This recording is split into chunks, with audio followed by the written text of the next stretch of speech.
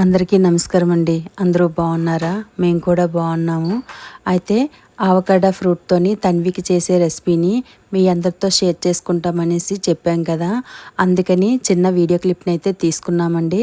అయితే తన్వి పాపకి ఈ రెసిపీని మిల్క్ షేక్ లాగా చేసి, అంటే మిల్క్ షేక్లా చేద్దాం అనుకున్నాం కానీ అది ఐస్ క్రీమ్ లాగా వచ్చింది. అది తన్వికి పెడితే చాలా ఇష్టంగా తిన్నది. అయితే ఈ ఆవకాడో ఫ్రూట్ అనేది ఎన్ని బెనిఫిట్స్ ఉన్నాయో అన్నది మీరు ఒకసారి సెర్చ్ చేసి చూడండి. చాలా బెనిఫిట్స్ ఉన్నాయండి. నేను కూడా అది తెలుసుకొని ఇది ఎలా అయినా సంపాదించి, మాకైతే అందుబాటులో ఉండేది కాదు ఇది, ఈ మధ్య దొరకడం వల్ల నేను ఇంతకుముందు ఒకసారి పెట్టానని చెప్పాను కదా, అప్పుడు తన్వి అయితే ఇష్టంగా తినలేదు. మరొకసారి ట్రై చేద్దామనేసి నేనైతే ఇలా తీసుకున్నాను. అయితే దీనికి తయారీ విధానం ఎలా చేయాలంటే, దీన్ని 2 భాగాలుగా కోసి తొక్కనైతే తీసుకున్నామండి.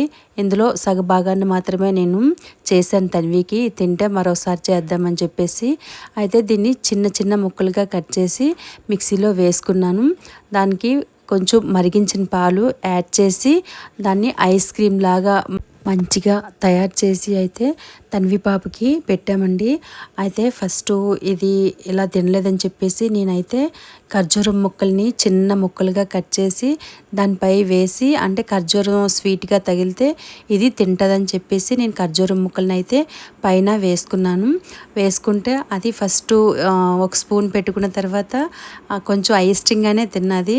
అలా టేస్ట్ చూసి నా చేతిలో నుంచి స్పూన్ తీసుకొని అయితే తన్వియే తిన్నది. బాగా ఎంజాయ్ చేసింది తిని. నాకైతే చాలా హ్యాపీ అనిపించింది ఆవకాడో ఫ్రూట్ని తినిపించగలిగానని. ఎందుకంటే ఇంతకుముందు ఎంత ట్రై చేసినా సరే తినలేదు. ఈసారి అయితే బాగా తిన్నది. రెండో ముక్కని రెండో రకంగా, అంటే దాన్ని బనానాతో కానీ క్యారెట్తో కానీ యాడ్ చేసి పెడదామనేసి నేను రెండో ముక్కని, అది కూడా మీకు వీలైతే మీతో షేర్ చేసుకుంటానండి. ఇదైతే మాత్రం చాలా చక్కగా తిన్నది తన్వి పాప. నాకైతే చాలా హ్యాపీ. అయితే ఇలాంటి మరెన్నో రెసిపీలు మీ అందరితో షేర్ చేసుకోవాలని అనుకుంటున్నానండి. మీ అందరి బ్లెస్సింగ్స్ తన్విపై ఉండాలని కోరుకుంటూ మరో వీడియోలో అయితే కలుసుకుందామండి. అందరికీ నమస్కారం.